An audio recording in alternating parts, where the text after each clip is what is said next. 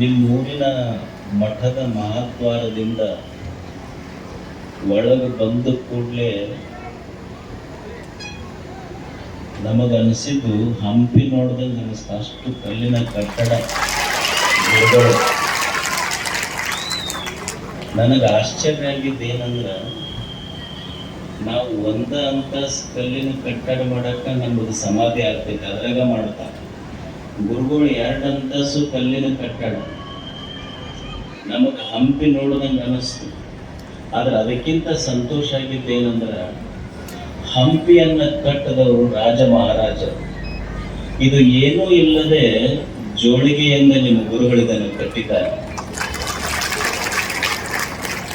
ಹಂಪಿ ಕಟ್ಟದವರು ರಾಜ ಮಹಾರಾಜರು. ಹಂಪಿಯೊಳಗ ಹಂಪಿ ನಿರ್ಮಾಣ ಮಾಡಿದ್ದು ಬಹಳ ದೊಡ್ಡದಲ್ಲ. ಅರಸಿಕೇರಿ ಅಂತ ಕೊಂಪ್ಯಾಗ ಒಂದು ಹಂಪಿನೇ ನಿರ್ಮಾಣ ಮಾಡ್ಯಾರ.